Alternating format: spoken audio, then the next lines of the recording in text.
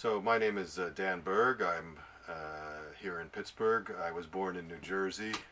My mother was Lois. At birth she was Lois Shertzer, and her younger brother was Sidney Shertzer. My mother passed away about 4 months ago, and I went into her files. I'm the executor of her estate, and in her files was the music and compositions made by my uncle Sidney when he was 15, 16, and 17 years old, saved after my grandmother died and left them to my mother, and then after she died, obviously left to me. And I'm here today with my friend Tent, who is very interested in the history of music and asked me to show him the music. My uncle Sid was apparently a genius. I have here Sidney Shertzer's essay or whatever on gravity. One of the things that I like about it right away is that the cover is cut out using a stencil, and he went to the trouble of putting a piece of white paper behind it so that it just makes the letters in white. The grade that he got for it is A++, and the teacher described it as magnificent. He was given straight A's. He got scholarships. Growing up in Bradley Beach, he got awards as the #1 student in the school. Went off to Bucknell University at 17 or 18 years old. And unfortunately, by the time I met him, he was very much paranoid schizophrenic. Yet, despite being a paranoid schizophrenic, he used to play chess with me, and he used to sit down at the piano when I was 5 or 6 or 7, and he would give me 2 moves at chess, and he could still beat me in a game. Or he would sit down suddenly at the piano and play some beautiful piece. Unfortunately, he never really recovered. Page 1, Chapter 1, The Effects of Gravity. Gravity is a force which no one really knows the cause of, or the cause of the proposed cause, as of yet. Its force is that of a pull on every substance from every other substance, no matter where they are. Everyone knows what gravity pulls on the earth. It pulls on people, skyscrapers, and feathers, etc. And in one word, mass. Mass is a substance. The more mass something has, the more of that thing there is. Everything is pulled by gravity at the same rate of force, even though one thing may have more mass than another, and therefore more for gravity to pull on. For example, if there was a train going 50 miles per hour, it would go 50 miles per hour, and if you hooked it onto another engine going at 50 miles per hour, they would still go 50 miles per hour, not 100. So if you had a dish pulled by gravity at a certain rate, and then you placed another dish on it, being pulled at the same rate, they would both go at the same rate. The difference between mass and weight is that mass is how much of a thing there is, and that weight is how much gravity pulls on that particular amount of mass. For example, if there were 2 trains pushing against a scale, there would be twice as much pressure against it than if there was only one. So if you had 2 blocks of wood hooked onto each other, pulling at the same rate, because of gravity together, they would have twice as much weight as individually. So you can see that in weaker or stronger gravitational fields, the weight will change while the mass won't. You can sum it all up like this. If you exist, you don't necessarily have weight, in cases where there is no gravity. Yet if you have weight, you must exist. He lived by himself in Bradley Beach in Belmar, New Jersey, until the day he died. He never went to doctors. He never took care of himself. But I believe until the day he died, he probably could have sat down and played piano again, because there was something in there that he always remembered. Now that he's gone and my mother's gone, I've brought the music along to see if we can make something of it, make it interesting for the world, or perhaps to store it away for the archives for history. So thanks to Tent for doing this with us. This is kind of miscellaneous stuff, so I'm going to save that until last. There are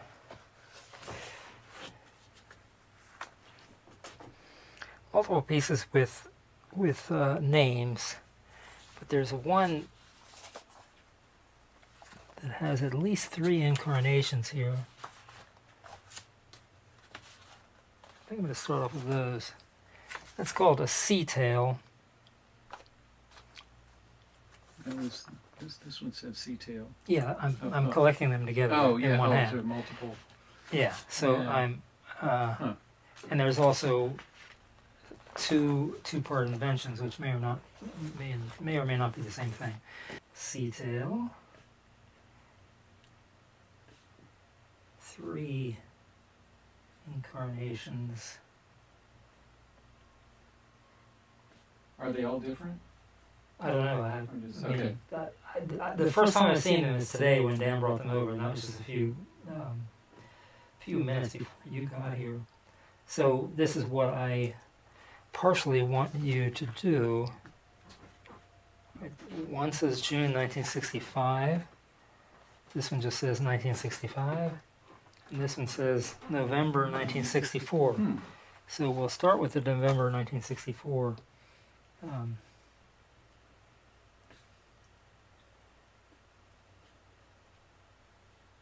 Sorry, this is a little bit tedious, but I think it's potentially important to pay some attention to the detail here.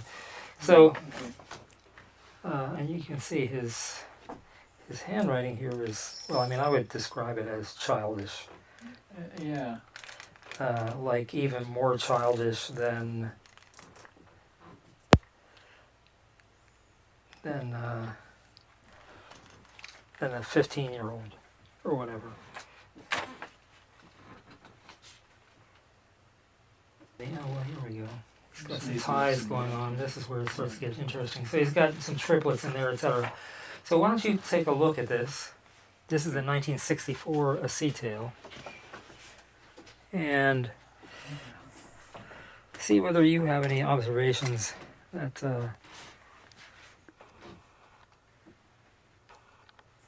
Yeah, one. Okay, so the first thing that strikes me is just the use of accidentals with an E flat and a G sharp. That's. So in other words, it's not in a key. It's not. Yeah, it's not the way you would. I mean, you would normally notate it as E flat and A flat, or D sharp and G sharp. Right, not mixing together the flats and the sharps. Probably he hasn't studied harmony at this point. Keeping in mind, this is a young guy who he would have been 14 or 15 at the time. Yeah, and so he's probably, I mean, sounds like a fantastic player, but I think that's frequent that young players haven't studied a lot of theory and notation, so it's kind of. Well, but nonetheless, he has these. He has key signatures. He has diminuendo immediately followed by crescendo, and then the opposite of that over here, just 2 measures later. So that shows a certain amount of touch factoring or whatever. Yeah. You know. So again, it's a player type of notation. Yeah, and he has pedals notated. Oh, really? Yeah, like all through here. Oh, I see. So, ped. So that's the asterisk is pedal up and this is pedal down. So it's like new pedal on each half note. Okay. Well, that's again a level of detail that most people probably wouldn't have gone into at age 14 or 15. Yeah, and it's also interesting. The left hand is treble clef along with the right hand. I wonder if that's even. That's strange because these are the same notes in the left and the right hand. I wonder if he intended for the left hand to be down an octave. Oh, that's kind of strange. That's all the way through here. Oh, really? Yeah. Well, it'll be interesting to move on to the next incarnation of the piece to see whether he changes that. But for right now, let's just see it as an unexplained thing.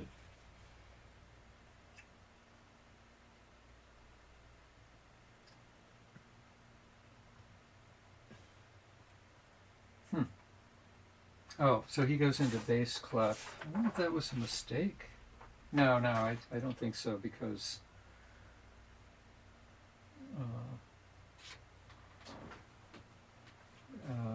because when he goes into bass clef, he's still playing in octaves, but if But now it's actually octaves. I mean, now it's yeah, actually... now it's octaves, Mm-hmm. and the pitch, like the actual literal position of the notes has changed in accordance with the clef. So that indicates that this really is treble clef, and this is really a shift to bass clef. But what reason would he have for having treble clef repeating the same thing as if they were harmonizing when they're not? Yeah, it's strange. And I also wonder, like, was this really for...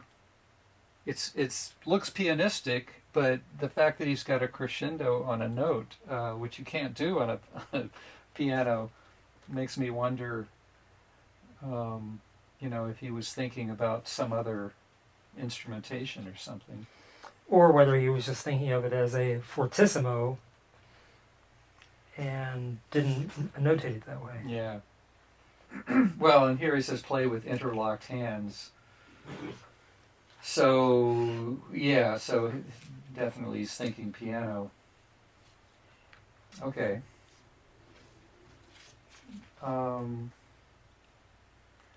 Yeah, it doesn't actually seem all that pianistic because of, as you said, there's, the fastest notes are quarter or eighth note triplets at 100. That's a quarter note, I guess. 138 beats Could be per a minute. half note. It's not shaded in. But usually people would do it for quarter note, right? So, I mean, Yeah. that's fairly... If we read that as being a quarter note instead of what appears to be a half note, it's a bit fast. Yeah. Not extremely fast. Right, and then he... I think that's 100. I think he just didn't fully color in the quarter note, but I think it's 138 because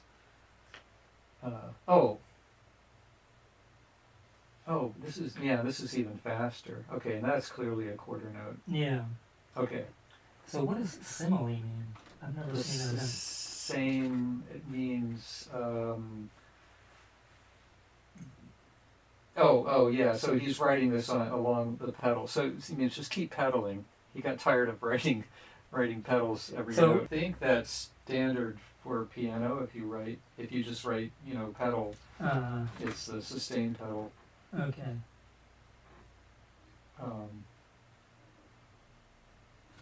Yeah. Okay. So it looks. It's kind of hard to figure out what key he's thinking because of the, alternations with sharps and flats, but it does seem pretty tonal. Like I don't see any clusters, and the chords are mostly stacked thirds. It's mostly just naturals anyway. I mean, there are some, like there's a plethora of flats here and here. And maybe some shifting keys, but yeah, it looks pretty tonal. But it's not shifting in the sense of cycle of fifths, circle of fifths, modulation. In other words, he's not going from C to G, for example. It looks like it's more, I won't say random, but less traditional. Maybe more free. So for 1964, it's pretty tame, but yeah. Against utilitarianism. Philosophy asks the following question: what is the right thing to do under any particular set of circumstances? Can it be that all actions are equally valid? The utilitarian answers quite logically that the right thing to do is that which brings the greatest happiness to the greatest number of people. The logic flows like this. The best thing to do is that which does the most good, or in other words, that which is the most useful. That which does the most good does so for the greatest number of people, and in the social sense, good is that which brings the most happiness. Finally, the utilitarian holds that the best thing to do is also the right thing to do, and then the right thing to do is that which brings the greatest happiness to the greatest number of people. But who decides what is the best for the most? Naturally, this decision must be left to the most, or in other words, to the majority. It is here that a happy story ends and my argument begins. I will admit that in matters which have no moral tinge, and there's a footnote there, footnote number 1. 1. Page 5, on the duty of civil disobedience, Henry David Thoreau. The entire quote is, all voting is a sort of gaming, like checkers or backgammon, with a slight moral tinge to it, playing with right and wrong, with moral questions. Many of my ideals are taken directly from this essay. Each man should vote for that which will bring him the most happiness, and the majority should be followed. But in matters of right or wrong, the utilitarian finds himself in a paradoxical situation, snatching at his tail like a dog. How am I to determine what is right? If I hold it as a philosophical principle that the right thing to do is that which is best for the most, then each person will be unable to vote their opinion until everyone else has been heard. If what is best for the most, and consequently the right thing to do, can be determined by the individual, then the individual need go no further. Everyone else will come to the same conclusion.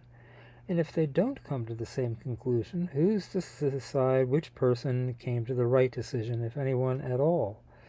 Certainly the majority is not necessarily in the right. In fact, if all people came to different conclusions and some people are right while others are wrong, the majority is most probably in the wrong, for it is of necessity the average decision-making body. It's like gambling or spinning a wheel to determine what is right and wrong. After all, the earth is but a wheel, and when people die, the majority may change. Thus, the utilitarian is one who is ready and willing to murder, but as the earth turns beneath his feet, staunchly refuses to do so. And if man cannot determine what is right, why is it right to follow the majority? Apparently, the utilitarian must believe that each person must decide what is best only so far as he himself is concerned, vote accordingly, and consider as right that which prevails.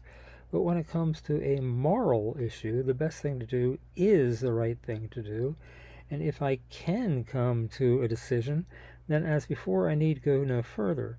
If I can't come to a decision, then how did I decide that the right thing to do is that which is best for the most in the first place? Ultimately, utilitarianism itself must be accepted or rejected by the individual. Thus, the circle is complete, and as I sit in my study, I shall have not found what is right. There is only one recourse for the utilitarian, and that is to claim that there are no moral issues, that there is no right and wrong, and that there exists only shades of better or worse.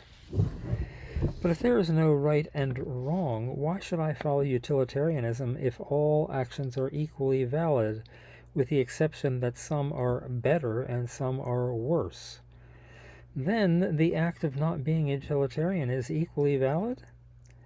And how can there be a better or a worse if the act of following one standard rather than another is just as valid?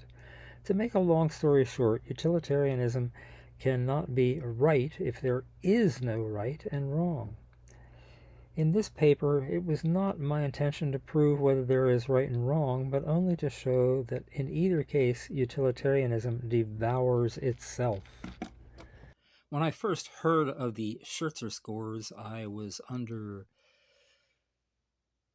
the mistaken impression, due to miscommunication, that these scores were orchestral scores.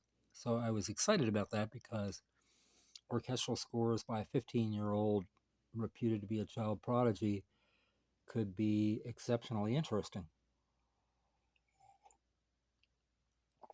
Anyway, they aren't orchestral scores. They're piano scores, which is a little bit or considerably less remarkable, but nonetheless, they're potentially interesting, of great interest. So, at first, I had my friend Roger Dannenberg here looking at them and giving his impressions of them. And I was not so interested, because the ones that I was looking at had conventional forms. And so then the one that I chose to be most scrutinizing was movement for piano, because movement is not a form, it's a description. In other words, it's not a rondo, it's not a two-part invention. And when Roger was looking at the scores, he was noticing things like poor notation,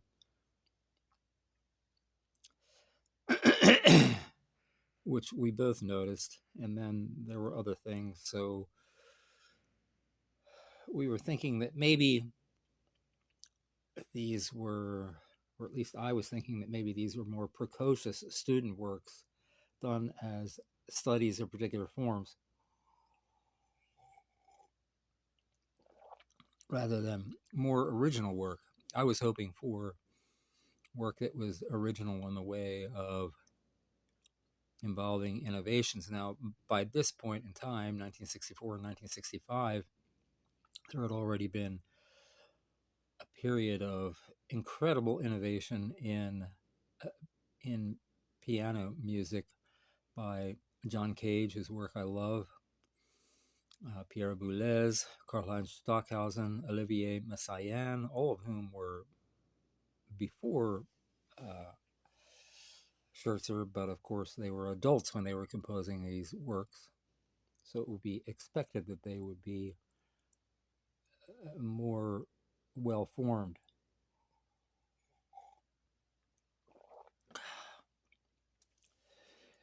And Roger and I both were noticing things that seemed to be misnotation, such as the marking of the tempo as half note equals, in the case of movement, 138 to 144, with the tempo marked as potentially variable. Now, the problem with that half note equals 138 to 144 is that ordinarily tempos are marked quarter note equals whatever. So if one were to take the half note seriously and not take it as a probable mistake, which is what I think it is now, then that would mean that if one were to pick 139, for example, as the tempo marking, then it would be 278, which would be preposterously fast per quarter note.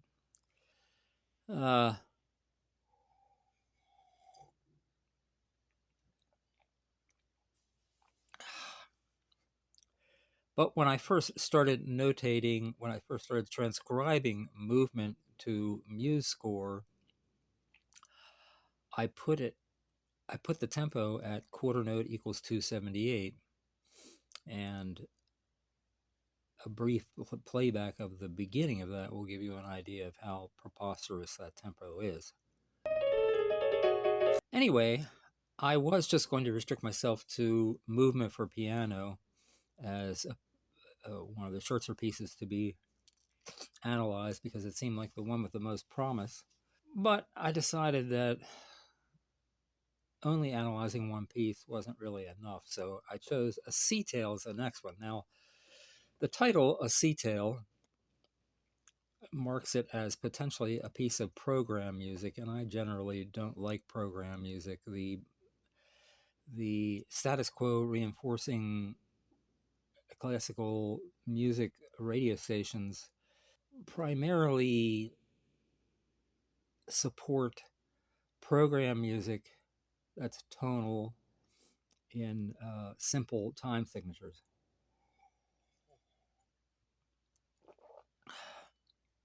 I've never really had much of an interest in program music like Respighi's Pines of Rome, for example, although in the case of that one, the inclusion of a nightingale is something that appeals to me enormously because I like any music that adds electroacoustic elements, pop music or classical music.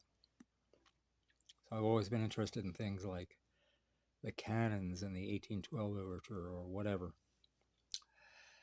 Although I've heard that Tchaikovsky didn't like composing the 1812 overture, but whatever.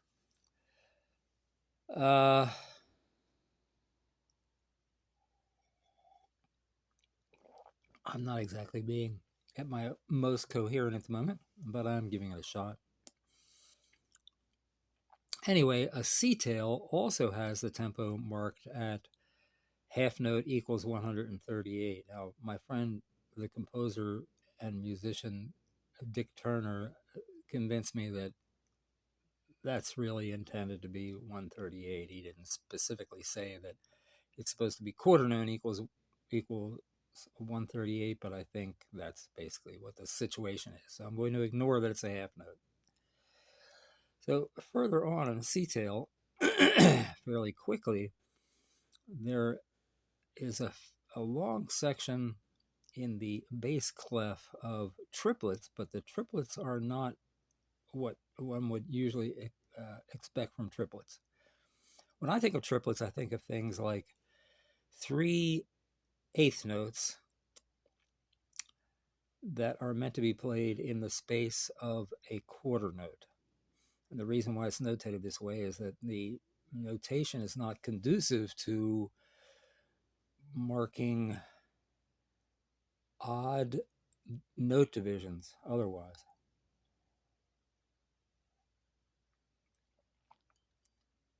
So Dick called my attention to this, and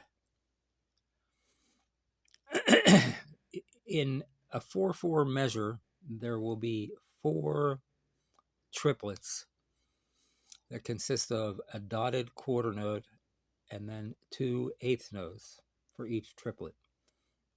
Now that adds up to 8/4 instead of 4/4, and therefore I'm assuming that Schertzer misnotated and that really it should be a dotted 8th note and 2 16th notes. Now an example of this, which I'm documenting with the Nikon camera, would be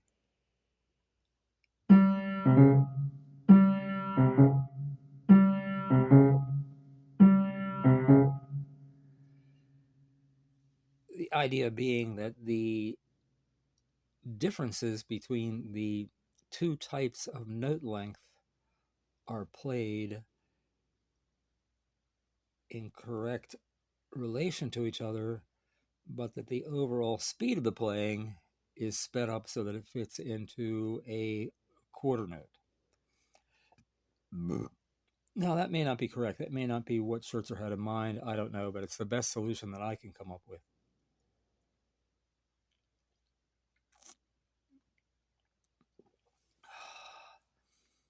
So while I ordinarily think of triplets as being 3 notes of the same length being sped up to fit into 2/3 of the time that they would fit into otherwise, that's not the case here. So ordinarily it would be something more like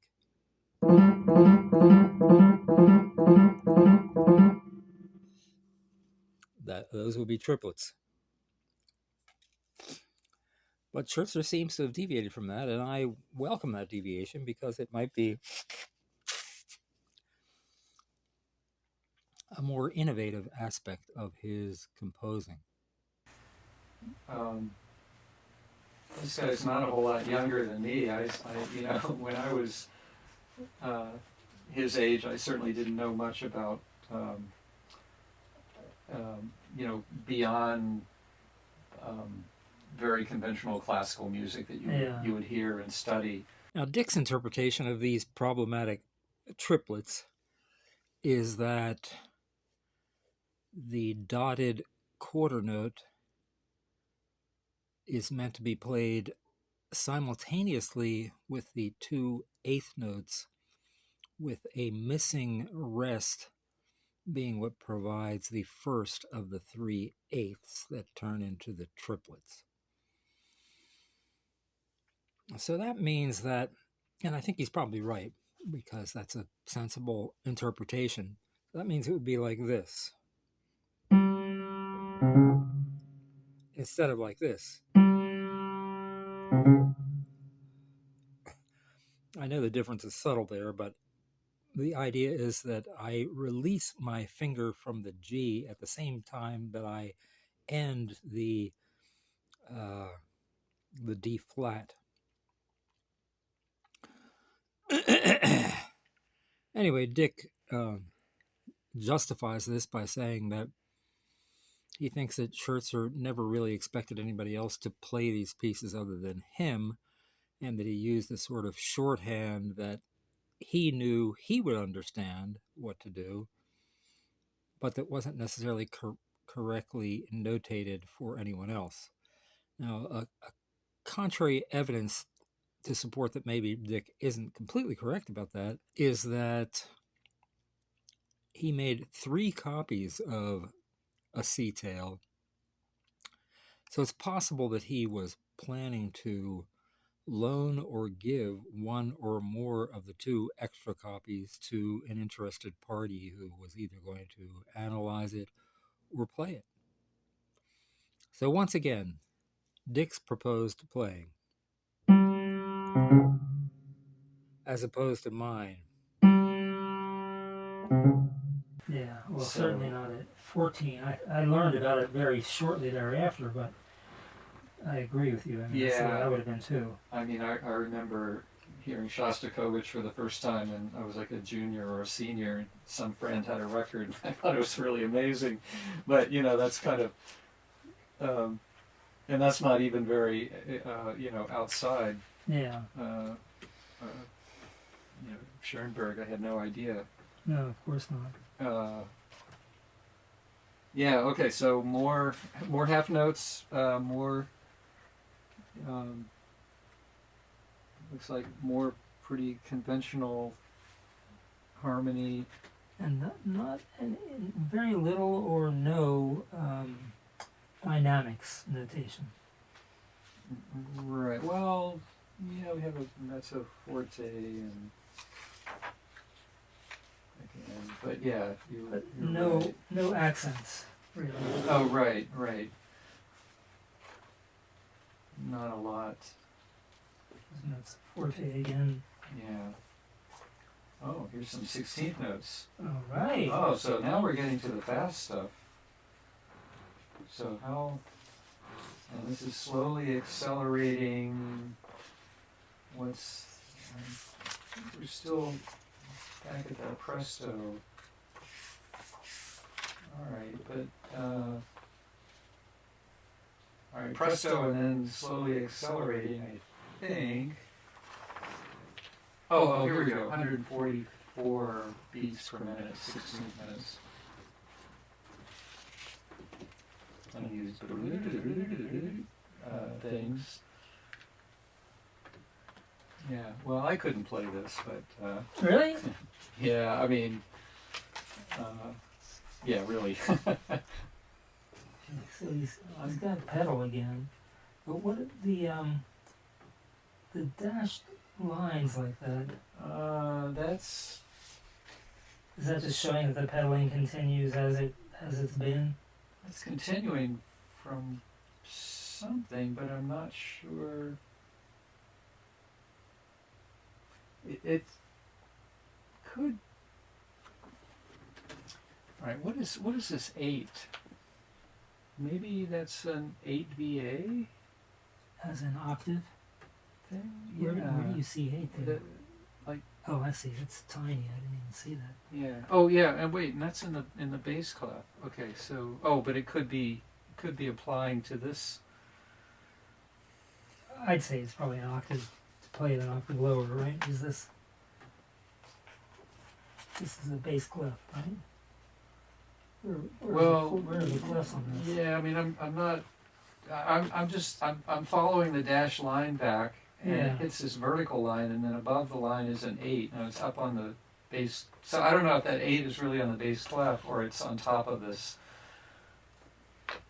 line. It seems more likely that it's meant to be in the bass clef to me, because otherwise it would be in the interstitial space there.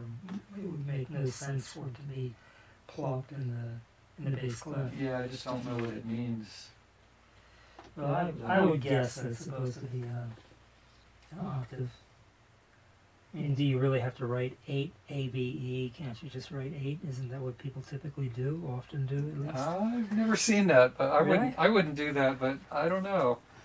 I mean, for one thing, you could. Oh, yeah. Here's another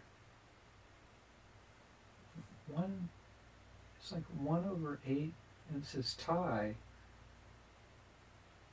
So this was supposed to be a grace note here, or what? I mean, Oh, yeah. That's just saying tied to this. No, so I don't know what the dash line is, because that seems to be over the treble clef, and it ends right here. well, it seems to be over the treble clef, but it has ped written above it, which That's to me true. seems to indicate that it's probably just a part of that. Yeah, except it says the ped, and then the pedal is off, and he always writes the pedals under the bass clef, whereas I think this dash line is over, is above the treble clef, but yeah, I don't know.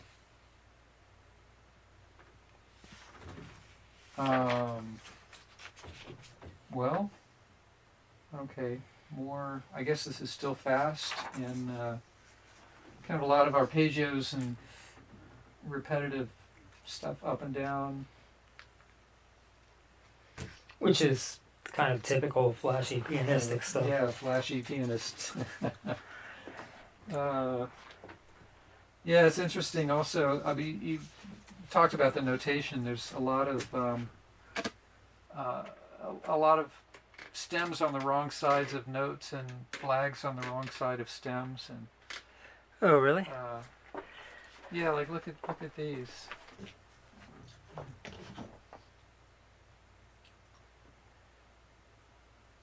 So the you think that's stem. just a sign of youth, or what? Yeah, I think it's just having learned to read music and not learned really to write music. You, yeah, I mean, like I can read this; it makes sense to me. So if you just sort of intuit what the notational rules are from learning to read, you might do something like this, but there are actually some very strict conventions that say, this stem should be on the left, and the flag is on the going to the right, which is correct. But the other, I mean, the flag would be on the same side of the stem as the note, so that to me just jumps out as being really weird. Which might distract you if you were trying to play the piece. Yeah.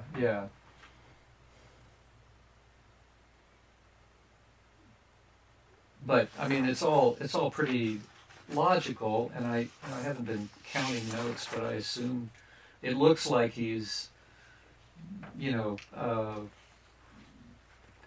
consistent with the meter, which is 4/4 all the way through, and all the durations are correct. So it's not really. It's the kind of thing that I think if a teacher or a composer looked at this, they would say, you're missing a few notational rules, but keep going. But here's another one of these 1/8 with the dashed lines. So maybe What is it? Was that FS1 or F5-1? Yeah. Oh, F sharp? Is that what you think? That's what it is? I don't know. It's an F.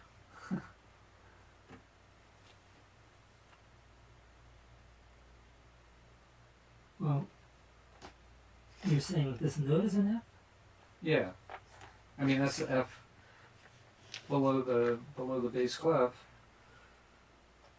So I'm just guessing that's what the F is, Oh, I but see. So this is in bass clef. yeah. Well, I don't know. Why would he write that?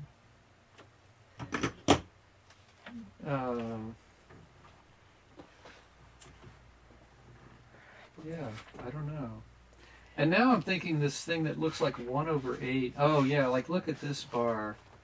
Okay, so I think it's really a big vertical line that's broken so that he can write an 8, and then it's dash lines off to the right. So I think you're right that back here this was a 8VA notation. Where did that go? Oh, maybe. Yeah, right here. So you think everything from this point on is an octave lower? Yeah. That makes sense. I've never seen notation like that. Well, he might not have just known what the correct notation was and did it the way he thought would make sense Or maybe to himself. Maybe he learned it. I mean, maybe. That's always for all I possible, know, too. there is some piano notation that would write it like that. I've never seen it done that way. He signed the score at the end. Interestingly, did not put a double bar or anything on the end. Uh-huh. It just comes to the end.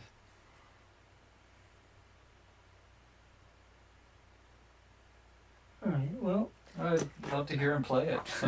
yeah. Let's look at the next incarnation of it from the next Yeah. year. Okay, I'm going to keep this one open and we can see if they're different. Oh, I guess since this is notated by hand, this was. They're all notated by hand. Yeah, okay. I was kind of expecting a photocopy or something, like maybe he had these reproduced, but no. Well, he was still a kid. But of course, some kids' parents would have gone, oh, we have to get this copied. Yeah.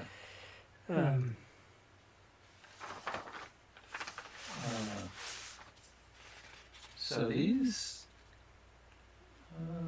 look pretty much the same. Oh, look, here's some more of that 8. Well, let's go back to the first page again because I want to see whether on the first page this is.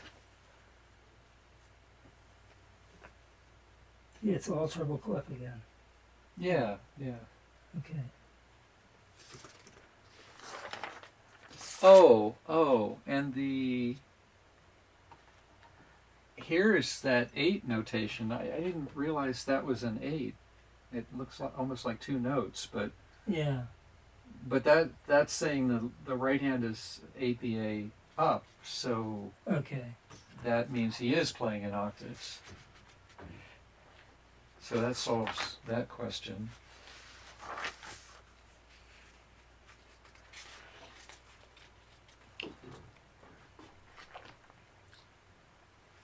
Yes, it's too bad.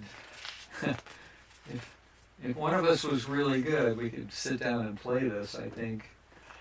But Even if I sat down and practiced it, I would fuck it up.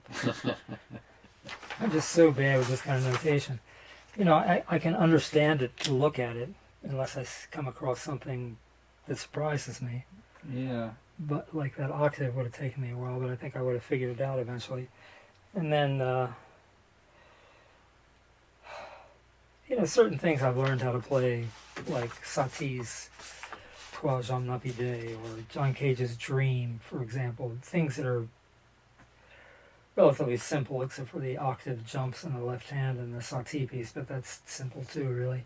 It's interesting that this is all written out by hand. Oh, actually, this one is a photocopy. I see the Xerox copy notated. I wasn't, it's an old Xerox machine. You can feel the toner. I thought I was feeling pencil marks. Yeah, I can feel it here and not feel it here. So, what do you think? Yeah, I think. Well, so maybe this is literally a photocopy of this. Even though that says 64 on it. Yeah. This one says 65. Yeah. See? Oh, but wait. Okay, so if we should be able to. Plus, photocopiers were not actually that common at the time. Yeah. So the copy is raised the contrast so much I didn't realize these were identical. But now that I'm looking for it, this really is a copy of this, because there are things like this arrow. You look at the arrowhead, and when you get down and look at little details and flaws in the notation, they're identical. So it's the same. We can look at the last page, but unless he revised something. Well, now it's darker here and pretty light there. Yeah. So I find that harder to read. Yeah. Than this. Yeah. But yeah, it's the same. Okay. So let's look at there's another one. There's another one. This says that it's from June 65. June 65, yeah. Okay. Ooh, now this looks... Oh, wait. It's just carbon paper. Is that what it is? What in the world? Could be carbon paper. You remember carbon paper? Although this is actually, it's kind of it is some carbon paper. kind of, I think it's a different kind of copier. But it's also exactly... Yeah, it's exactly the same. Okay, first question is, who were his music teachers, and what can you tell me about them? So my grandmother was my music teacher, and I think she was his first music teacher. My grandmother played pretty well. Played piano? Piano, yes, only piano that I know of. And she taught me until I was a rebel and couldn't work with her anymore. Down the street was Sarah Neiman. Sarah Neiman was a better, more professional teacher, and my understanding is that Sid worked with Sarah. Obviously, the whole community was the Jewish Ashkenazi community from Eastern Europe.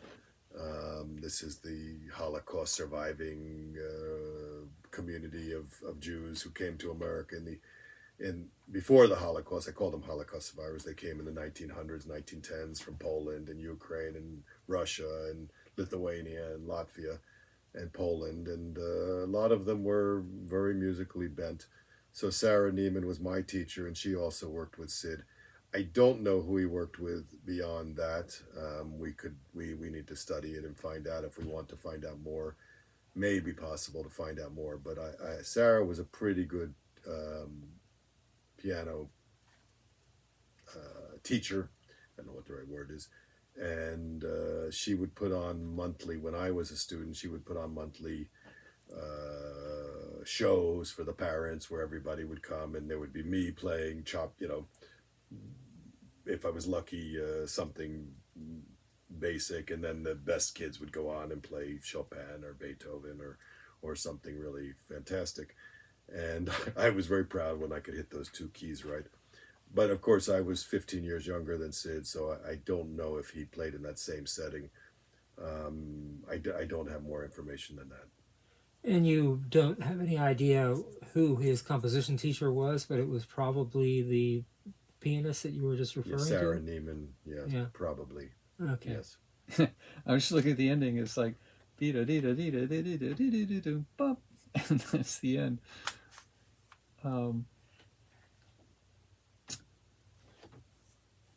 Youthful exuberance, right? Yeah. Well, I mean, I didn't write my first piece of music until I was 20. And there's a huge difference in age range between Oh, yeah. 14 and 20.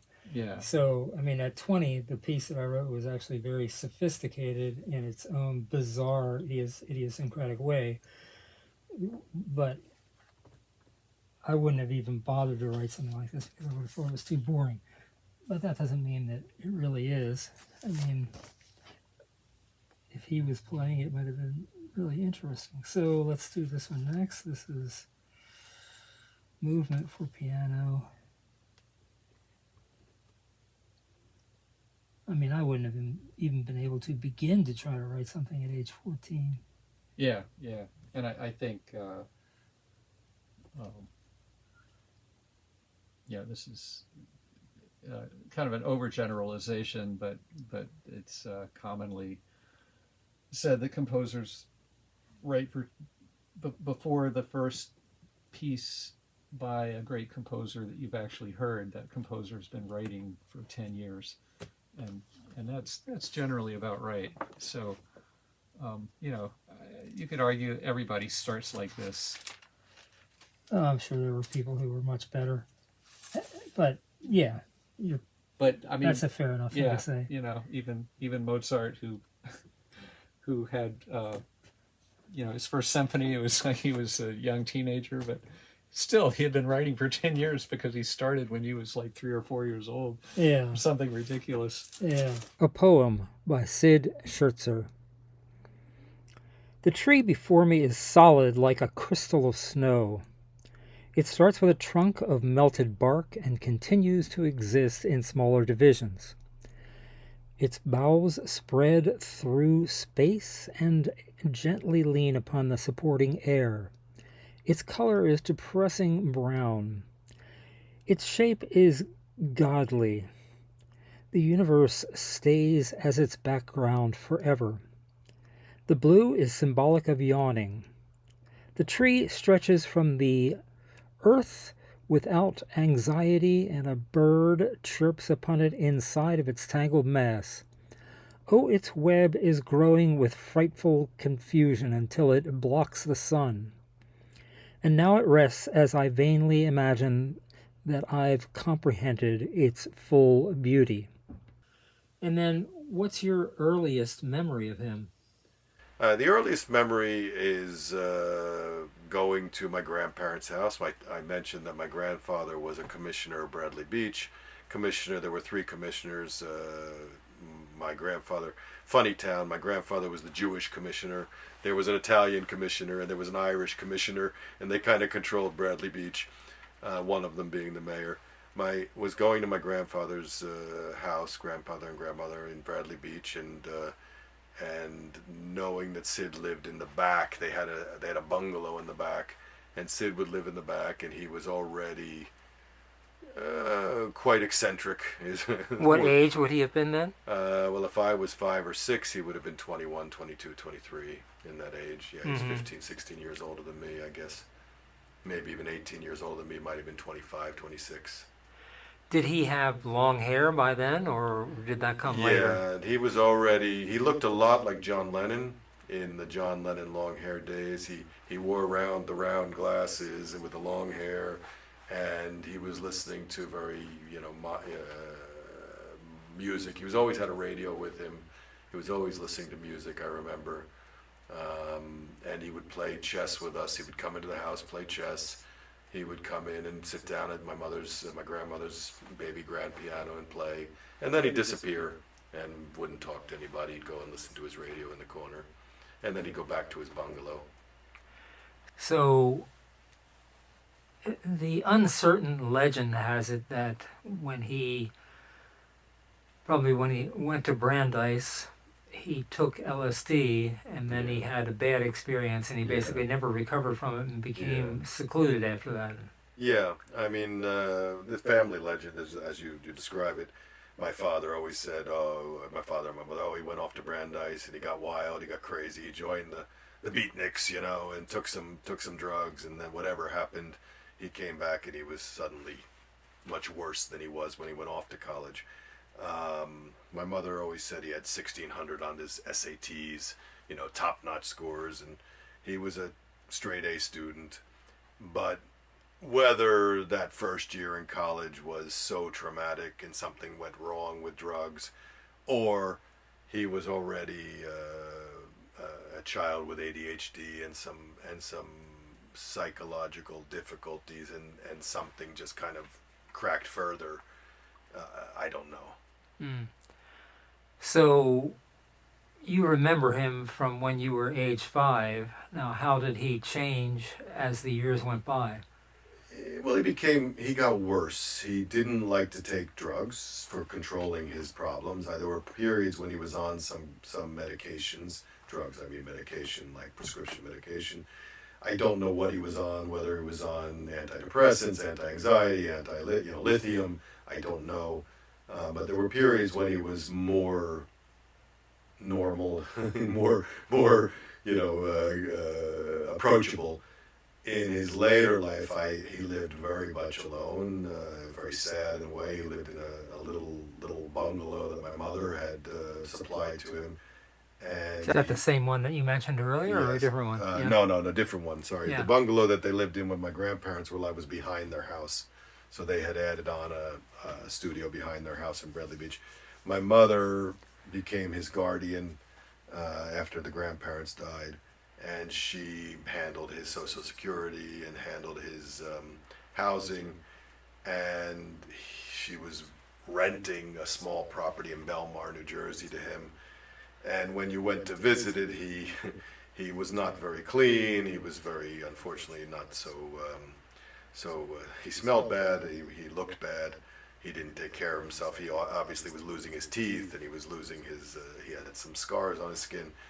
He ate only specific things, and there was a period when he was using baby powder and spreading baby powder all over the apartment, the house, in order to prevent waves from outer space to affect him.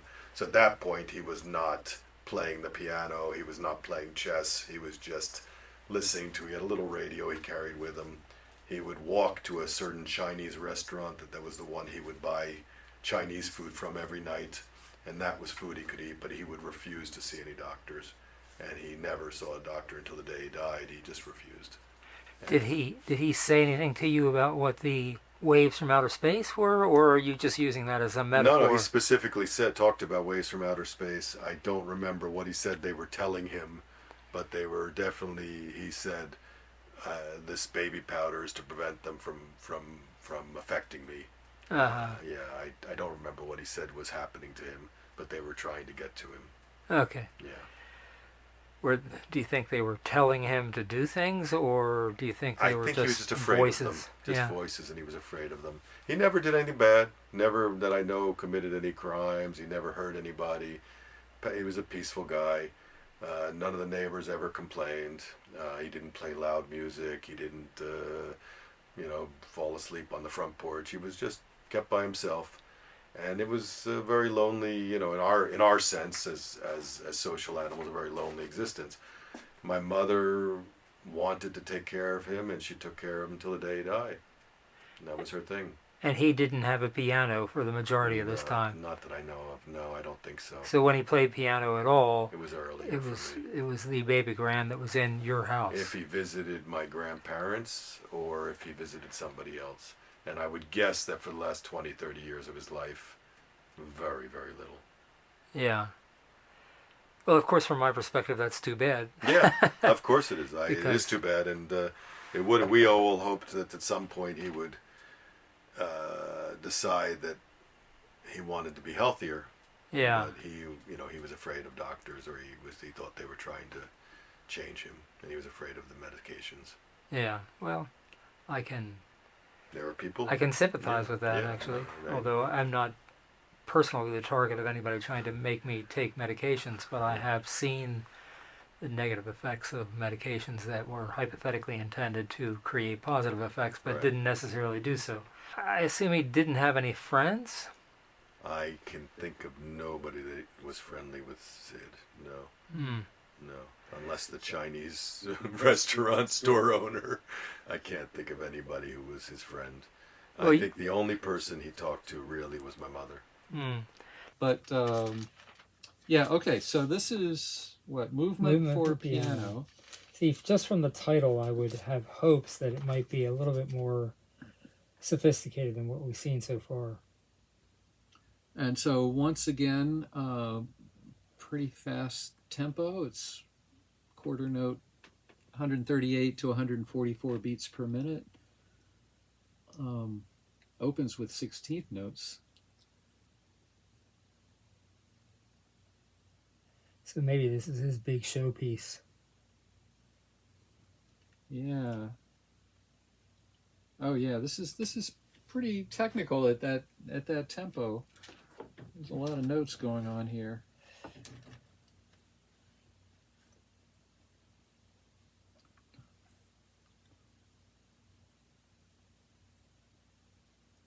And this time he's taped the pages together in such a way so that Oh yeah. the pages are meant to be turned in performance. You know what I'm saying? Like, these other ones are more scores that you just sort of look through, whereas this is something to be put on the piano and played. That's the way I see it, at least. Yeah. And so he starts in 2/4. Looks like he wrote 2 half notes originally, and then he crossed them out and said, "Let's start right on the 16th notes." And it appears to be, if those are all sharps, which I can't really tell whether they are or not, Yeah, then they are. then it's an E. It's presumably an E major. Now, you told me a funny story earlier today about how you were at dinner together, and I think it was your brother who said, "Pass the butter." He would show up. He would show up unexpectedly. I don't know if you know anything about the Passover service, Not but really. there's a part in the Passover service where you leave a cup out, a cup of wine for the prophet Elijah, Uh-huh. and you're hoping that the prophet Elijah will come, and you always leave this cup full of red wine. And one day we poured the red wine. We were at a Passover service with my grandparents. We poured the red wine, and lo and behold, as we poured the red wine and said, "We hope that the prophet Elijah will come," the doorbell rang. It was Sid. And we all went, "What the heck is he doing here?" He walked in, he sat down with us, and he shared in the Passover service with us. Very uncomfortable. And yes, you're right. There was a point, I think it was that same night, when we were having the service, and somebody asked for passing the butter or passing something across, and he, instead of passing it, he picked it up and he tossed it across the room. As if he were passing a football. A football. So upsetting my grandfather greatly. When I think of that, I think of what I call schizophrenic humor, which is a type of humor where things are taken literally. Now that might not really qualify, but that's what it makes me think of. Yeah, I think he just felt put out to have to do anything. Okay. You know, here's your butter, and he wasn't trying to hurt anybody. It was just his way of throwing it across the room, and thought that was kind of. I think he did think it was kind of humorous. Yeah. A little bit, yeah, as a sarcastic reaction. I don't have, that many we were doing another time we were doing a family portrait with my mother and her sister, and their husbands and their children. So amongst us, that would have been, and it was for my grandparents to give them a gift. And lo and behold, on that day, Sid knocked on the door. And we have that photo, and it's the craziest thing, because there's the beautiful two sisters with their beautiful husbands and their beautiful, me included, children. And then in the back is this long, hairy beast of a man, Sid, with the long hair and looking terrible. And I'll find you that photo. Okay. It's a good one. We have that family photo. The first few lines being all treble clef, and then he brings in the bass clef down here. Yeah, he likes to do that. Yeah, so it must be his special thing. Signature, start up on the high end. Yeah, and then look at all the ledger lines on the bass clef. So he pretty quickly gets down to the bottom of the keyboard. Yeah, it seems to me like putting an octave sign would have been a lot easier, but Yeah, maybe that's just because I'm such a mediocre reader that when I see all those I- ledger lines, I'm like, oh, what the fuck? right. So he switches to 3/4 and then back to 2/4. There's a subito piano. We were talking about dynamics earlier. It's a dramatic change. Did he actually get? Oh yeah. So he's. I think he's up to some loud stuff, and then back.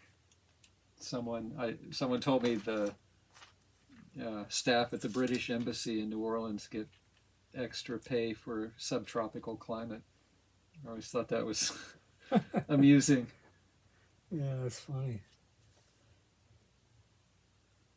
Okay, so I'm looking for anything else interesting. It all looks pretty tonal. It's staying in E major,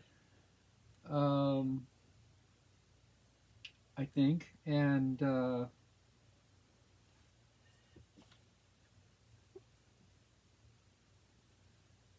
Seems to be all in E major because he's keeping all the sharps there in every yeah, at the beginning of each new line.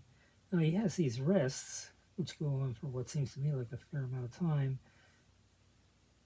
yeah. I mean, it could be B minor, but I don't see any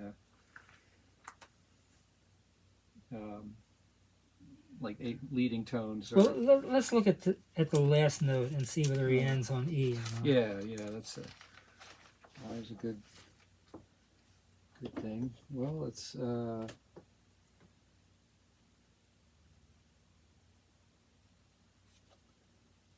So what is that? That's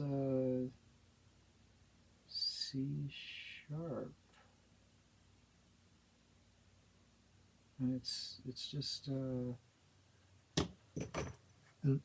highest note is a C sharp? C sharp. Well, no, I'm chord. saying the chord is a C sharp.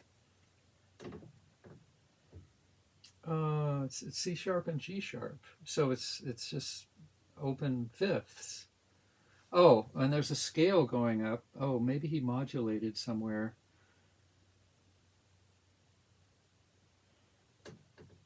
Well, even if he modulated, he would presumably go back to E, unless he was. Yeah. He's got this long run up that's in C sharp, and he ends on a C sharp. So I think he modulated somehow somewhere, but it's interesting. So he's got these D naturals in here and here.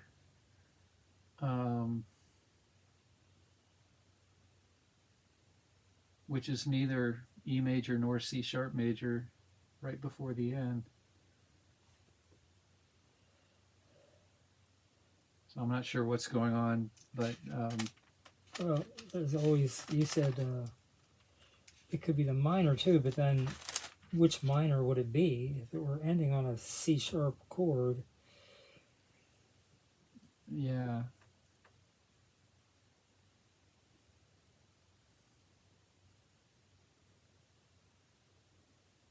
I mean, if he were in E major, then the corresponding natural minor wouldn't be B, which is what you said. It would be C sharp, wouldn't it? Oh yeah, you're right. So. So it could be that he's ending on a C sharp. Yeah. That's that's right. Is that a C sharp minor or a C sharp major? Then? Well, and it doesn't have a third. So, but he's playing a. Well, let me look at. So this maybe again. it was C sharp minor throughout the whole thing. Oh yeah. I said this was C sharp major, but it's C sharp minor. Well, it's a C sharp melodic minor scale. So So yeah, I think it's C sharp minor, and he ends on C sharp with just open fifths. As an adult, did you ever have a conversation with him that you can remember at all? You know, I had a couple of conversations. There were times when I went to where he was living and I had to help him fix a couple things. An air conditioner which was full of baby powder had to be cleaned out, or something was wrong.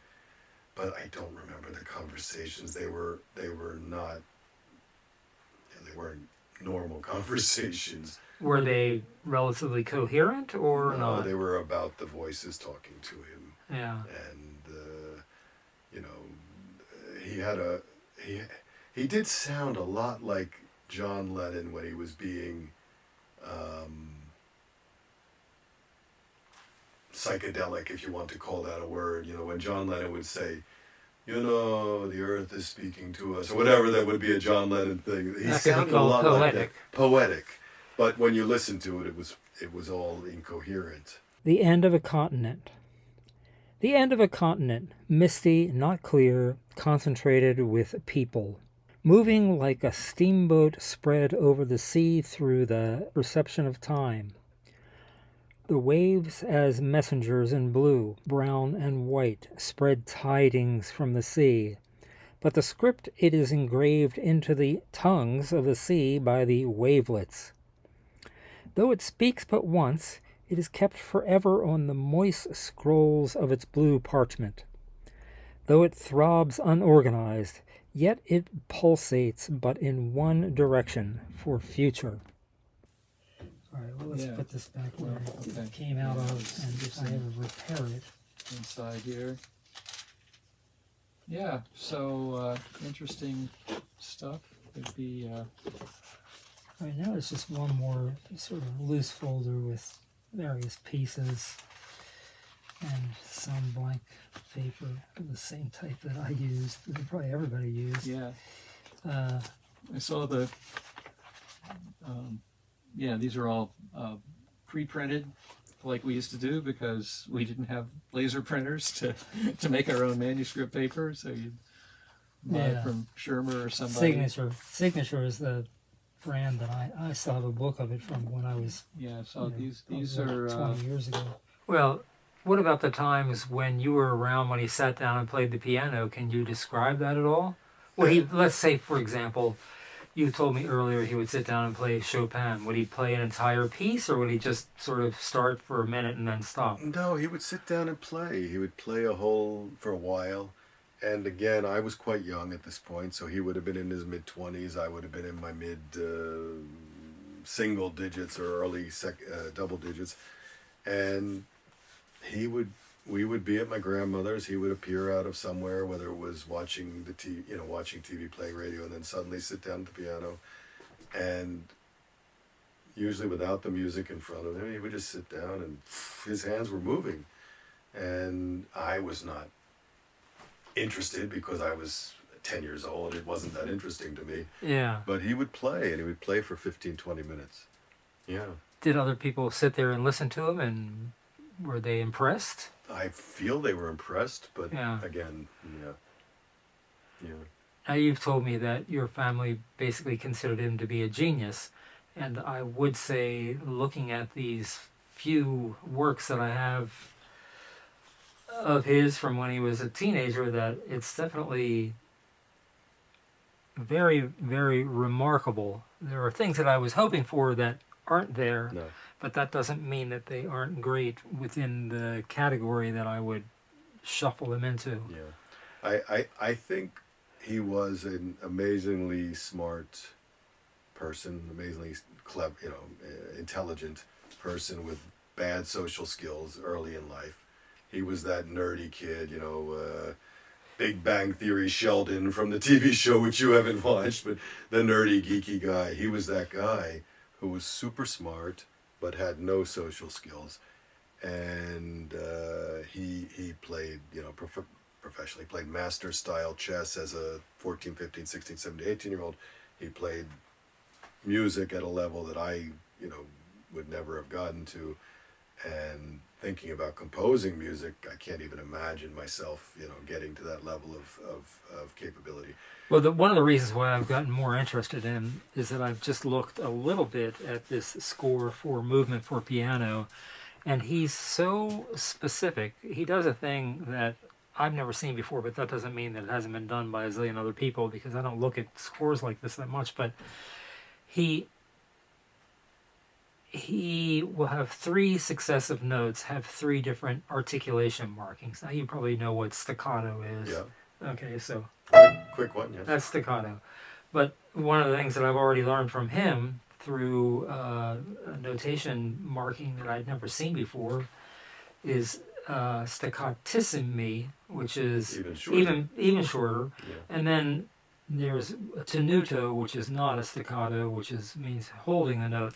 So he'll have 3 notes in a row. The first one will be staccatissimo. This is still a word, new word to me. One, yes. And then staccato, and then tenuto. So we're talking about something that takes place within a fraction of a second. Now, I listen to a lot of amazing musicians. Recently, the one that I'm fascinated by is a woman named Katya Bunyatishvili, who's absolutely so great that it's... What's that? A Georgian lady? Georgia, as in Georgia Russian? Tishvili is obviously Georgian, yeah. Oh, okay. Well, you would know that. I wouldn't know that. So thank you, because I was wondering whether that was a Jewish name or an Indian name or whatever. But you tell me that it's Georgian. That's good. Anyway, she's so perfect that I can imagine her picking up this and playing it just like it was nothing, and not making a single mistake.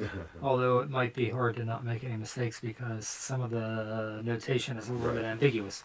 But at any rate, just that one little detail of the 3 successive articulation marks, which make perfect sense from a pianistic standpoint, really impressed me, because he was 15 or 16 years old when he wrote that, and he was he was pursuing that level of particularness.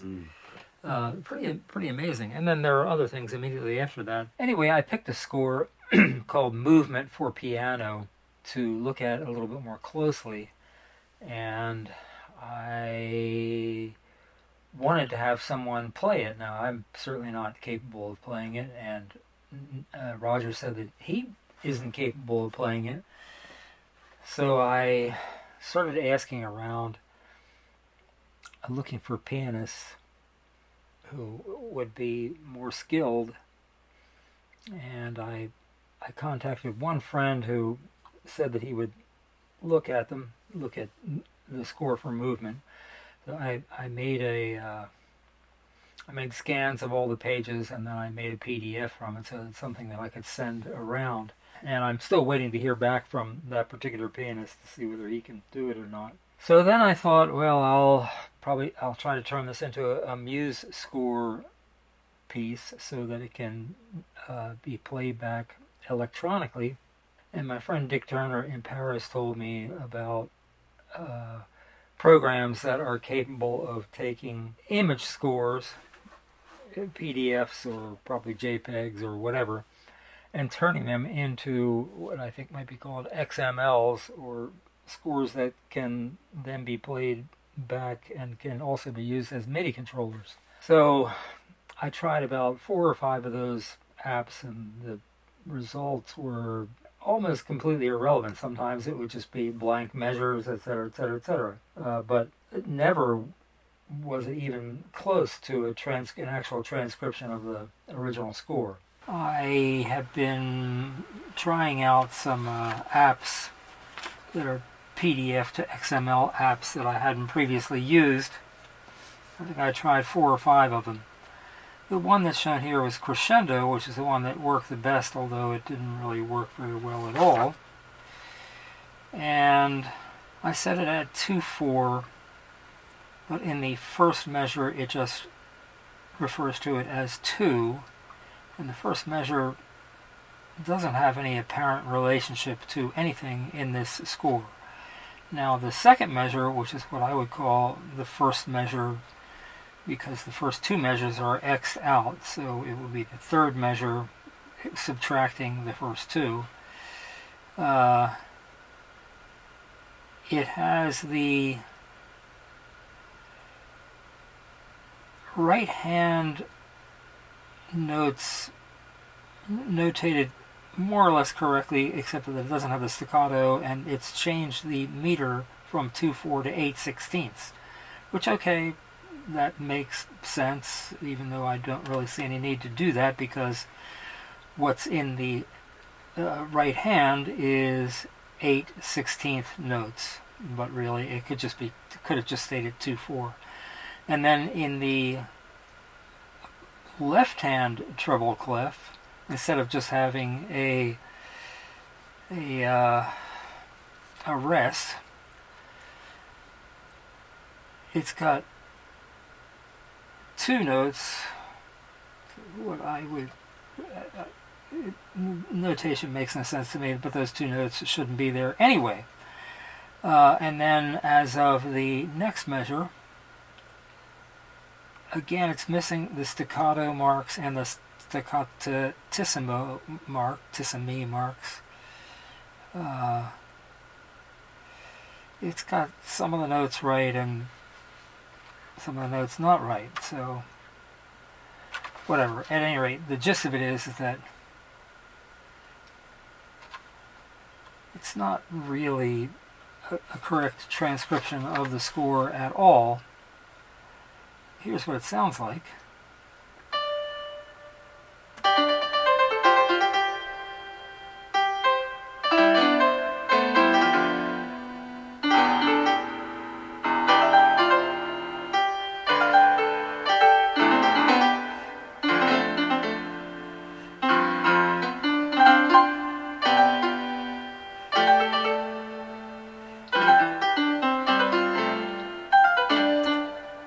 I find that interesting to listen to, but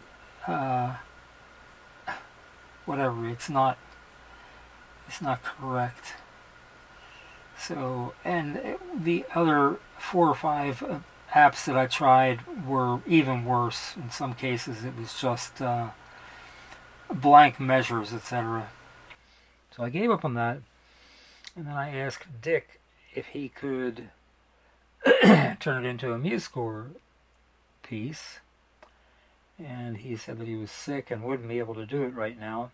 So I started doing it myself. I am not good at using these notation apps or at traditional notation at all. I really can't sight read it. I don't know all the symbols, and there are all sorts of things that I don't know.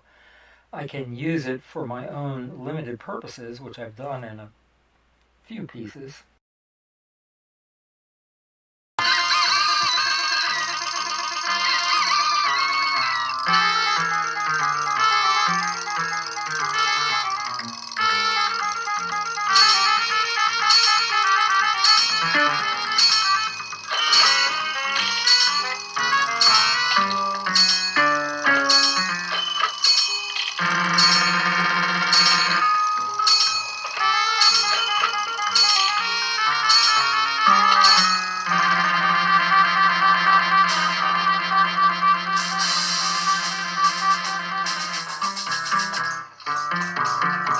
At least 2, but generally I don't use them. Anyway, what I'm doing here is I'm showing you what happens when I try to follow the notation of the 7th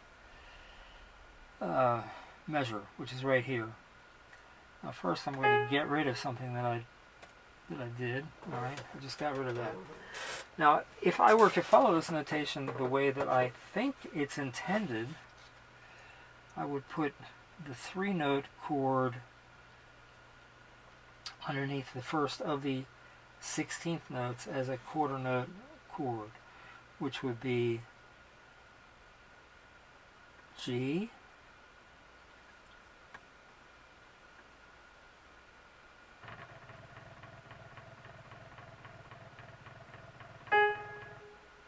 and if you watch the screen recording, what just happened is that the last 4 16th notes were kicked out of existence, and the G went back up to the previous line as the first note. So it would be, of the 2/4, the G would be the first 4, and the 4/16 notes would be the second 4. So that isn't what I wanted to happen. So the fifth measure, there's an M in the middle, in between the two staves, right above where the bass clef symbol is introduced.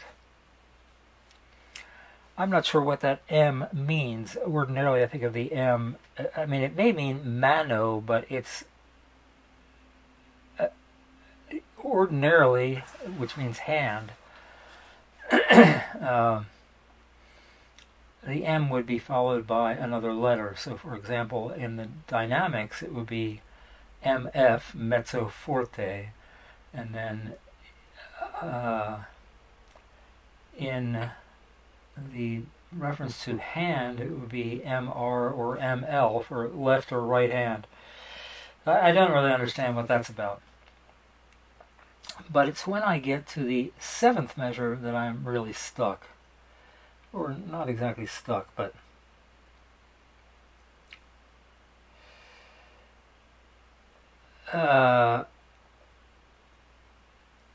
in the treble clef for the right hand, because now there's treble and bass clef, so the bass clef is for left hand.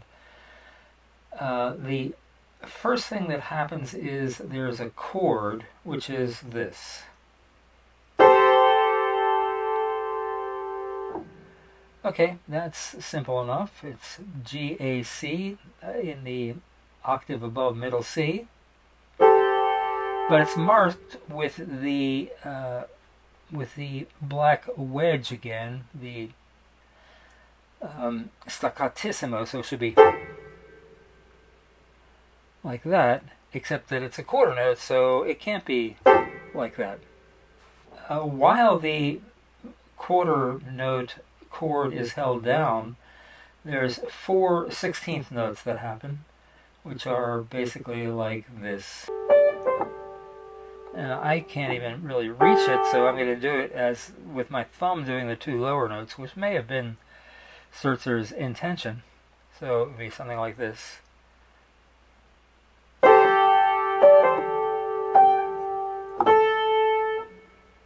Now, that's really awkward because it has ostensibly a held chord, which is this, but then the notes that happen simultaneous with it are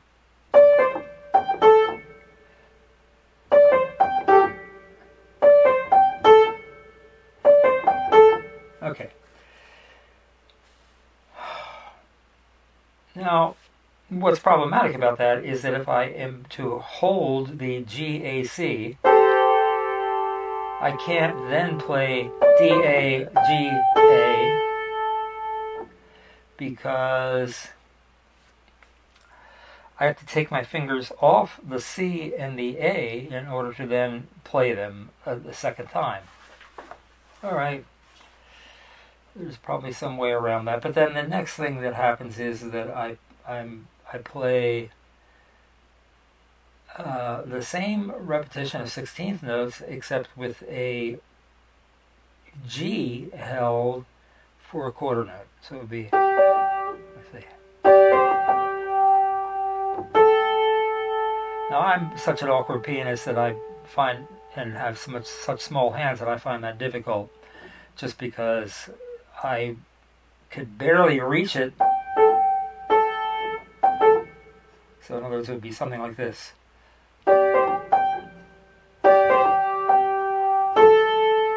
Except that I shouldn't take my thumb off of the G. So basically what is happening in the treble clef is that there's this, followed by this, and there's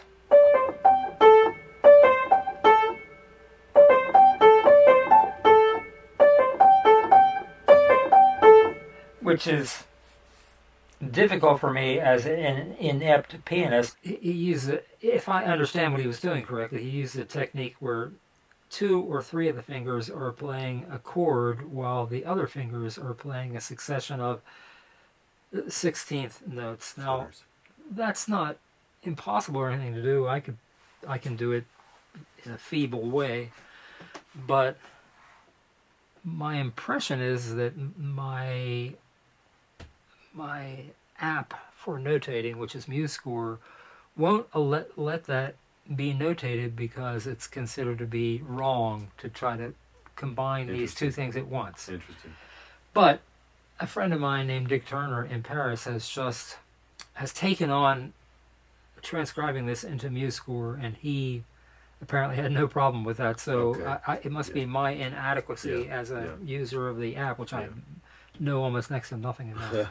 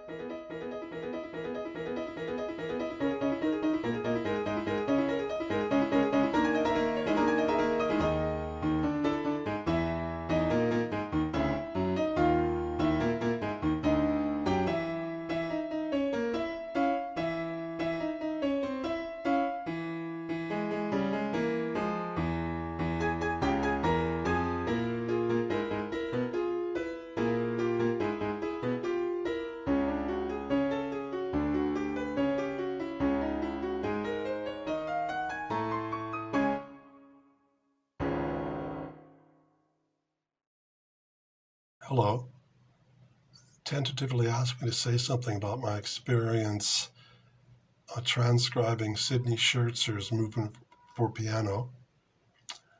I made a few notes. I'll read them. Oh yeah, first, when I received the piece, I was very, very sick. I had some kind of summer flu, complete with fever and shivering, all this business. So I just opened it up and gave it a kind of cursory glance. But I liked what I saw. I liked the way he made the note heads, little ovals, and filled them in. I liked his use of the triangular black staccato or marcato, whatever you want to call it, plus the staccato points. I like his idea going for precision. I like the notes he'd written, like excessive use of pedal,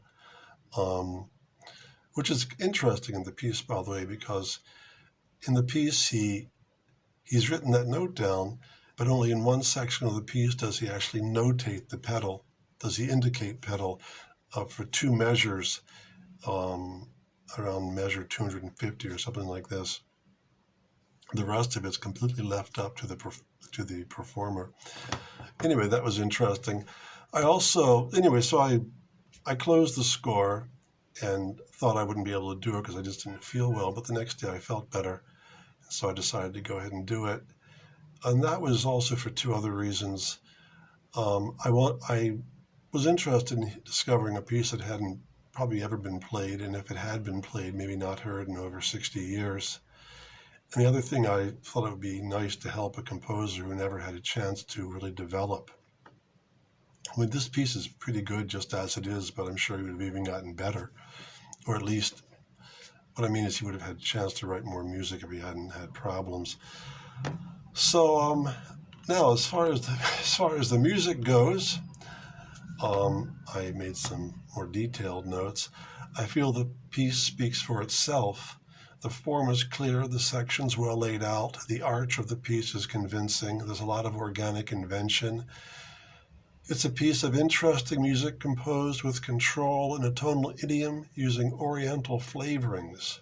I could add that while working on it, certain passages reminded me of Shlomo, a Hebraic Rhapsody by Ernest Bloch. That was a piece my father used to play when I was a child. That's very narrative and very visual. It has a narrative quality like film music. I don't mean that pejoratively. I found the piano writing to be orchestrally inspired, meaning I think he was imagining it as an orchestral piece as he wrote it. At one point, he has a note like a trumpet, which leads me to think I might be right. Actually, has that note twice.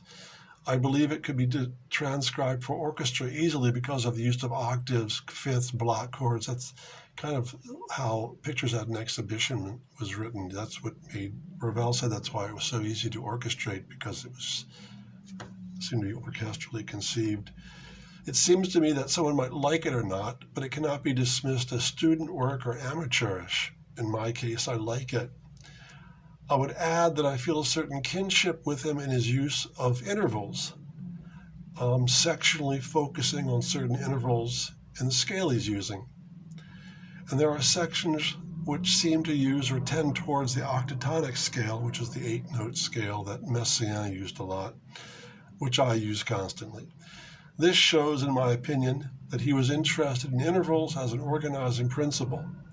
This, as I once heard the conductor David Zinman say, is the hallmark of modern composition, which basically means when people stopped writing music that was essentially tonally based, they looked for other ways to create variation and contrast in their work, and intervals were the natural solution. Well, that's what I have to say. And I was very happy to discover the piece. Cut.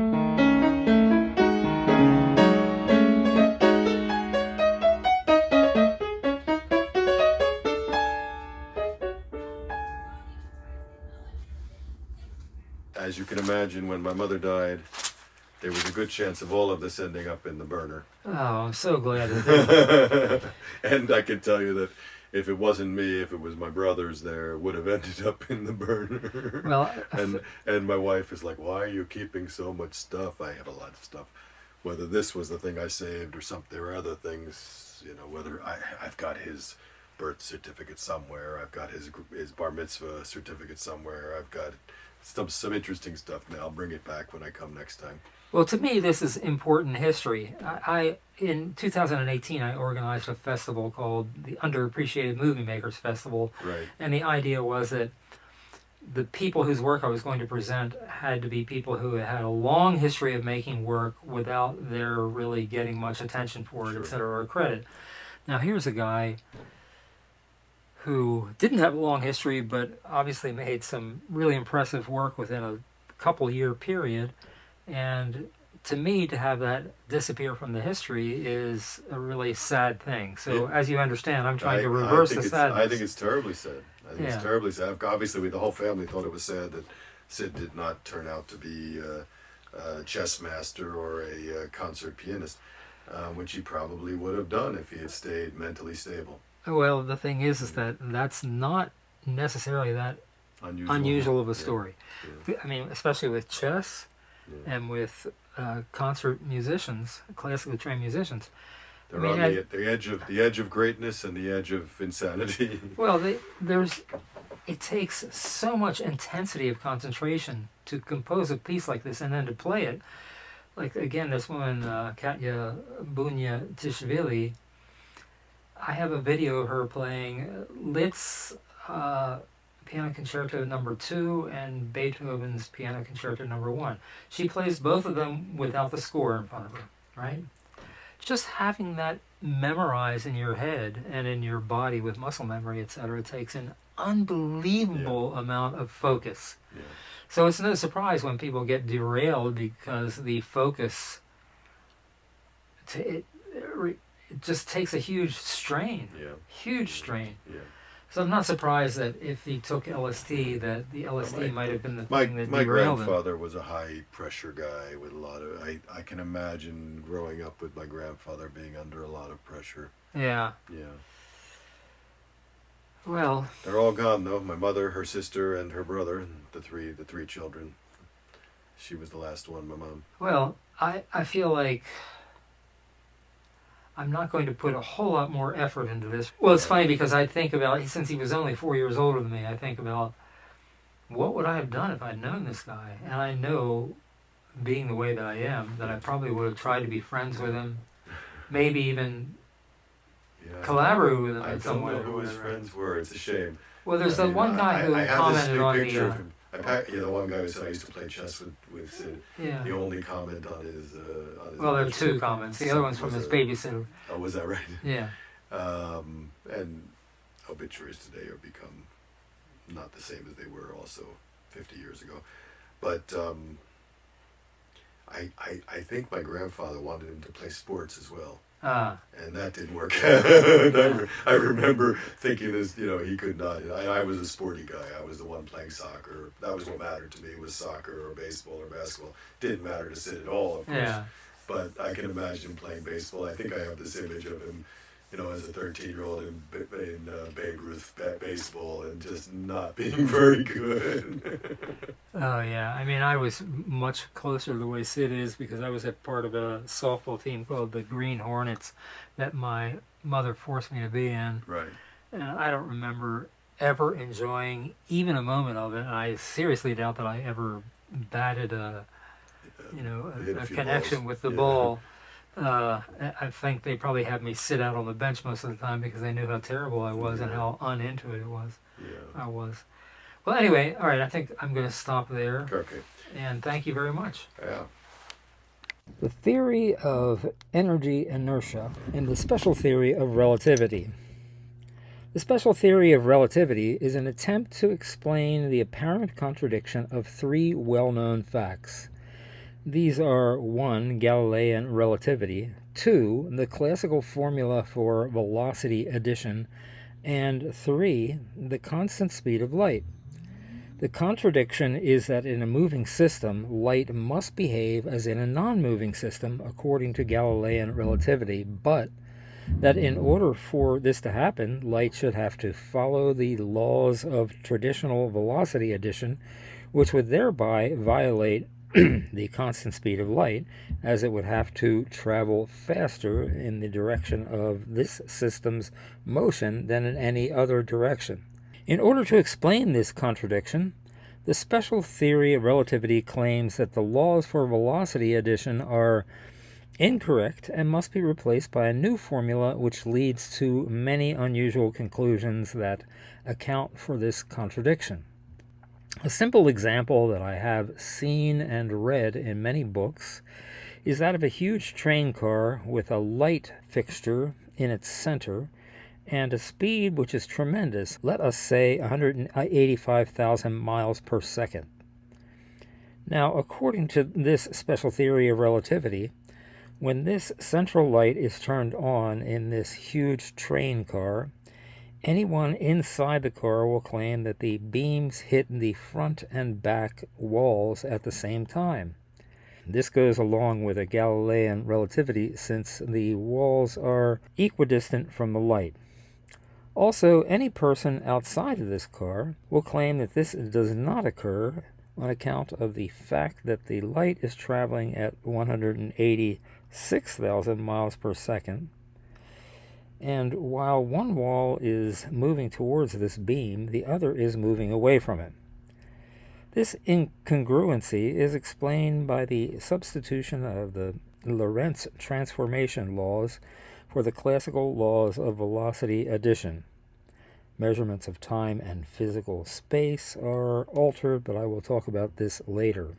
So after making my first edit of this movie, I had gone through all of the materials that were available to me, or most of them, the exception of the films, of which there are many, and I don't currently have a working projector, although I may figure that out. I realized that my take on Sidney Shertzer is different, apparently, from his family's take on him. Of course, his family knew him better, although I don't think that Dan knew him very well, but he certainly knew him better than I did because I didn't know him at all. Looking at the pictures, for example, the picture where he's wearing all white, which is the first picture of him with long hair, and then the picture of him with his family where he's wearing I think maybe a plaid suit and he has long hair. To me, he doesn't look deranged. He looks like an intelligent guy with a sense of humor, a mischievous sense of humor. So, having been alive starting 4 years later than when he was born, I have a take on what his life might have been like at that time by comparing it to my own.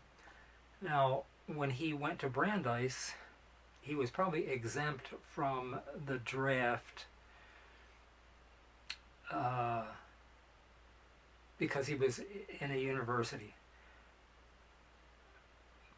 But it may be that he had decided to drop out and avoid the draft by getting whatever they called it then, a Section 8 exemption for being so-called insane. Now, this is perhaps a far-fetched theory, but the thing is that the philosophy that he expresses, which is inspired by Henry David Thoreau's On Civil Disobedience essay, which he refers to in his essay against utilitarianism, would have been a philosophy that would have supported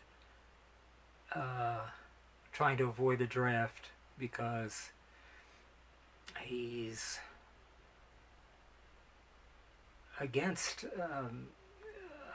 the majority thinking in favor of the Vietnam War at the time.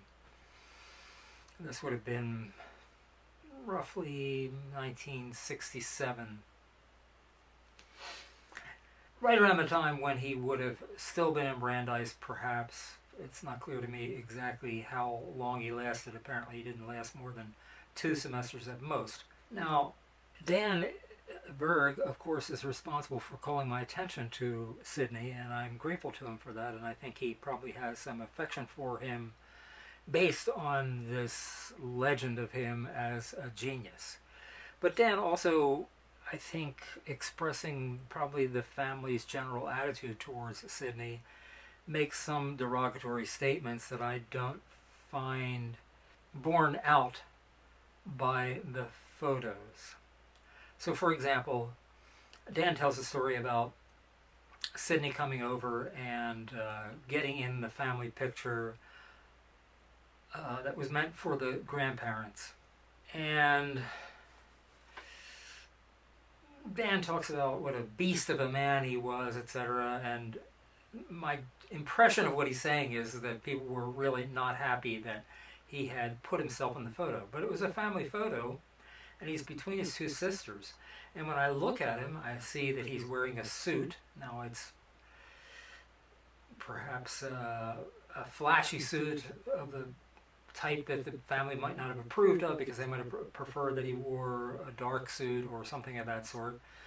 But nonetheless, he's wearing a suit. He looks clean to me in the photo. His hair seems to be somewhat neat. In other words, he seems to have made some compromises to family preferences in order to make himself a little bit more presentable to the family when he came over on this holiday occasion and joined in on the photo. So I feel like maybe Dan's description of it is a little bit too negative towards Sidney, and that Sidney was actually somebody who was somewhat sensitive to other people, even if he was in a sarcastic way or whatever. Now, since I started growing my hair long in 1968, roughly around the same time, I had the experience of what a long-haired guy was treated like in a society that did not generally support long hair on men. So I would be threatened by people driving by in their cars. My family really was not very enthusiastic about me. I remember that my mother, who was divorced from my father, on one of the rare occasions when my father came to the house, which only happened about once a year or so, she opened my bedroom door and pointed at me and said something like, "See, look at what he's become!" As if I was just some sort of monster, whereas basically what she was referring to was that I had long hair, which was very unacceptable in her Republican, conservative, Christian worldview.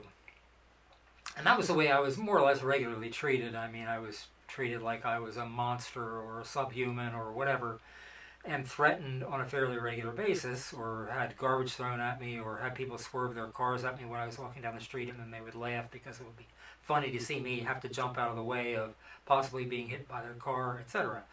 So I'm sure that Sidney was dealing with the same sort of thing, and he was probably, to a certain extent, getting it from his family. So I have to wonder whether, number one, his insanity was something that was played up in order to avoid being drafted. And then number two, whether he deteriorated because he sort of fell into this trap of self-defining himself as insane, which might have started with trying to avoid the draft. I can only speculate, but I think that these possibilities should be factored into the overall story of Sidney Shertzer.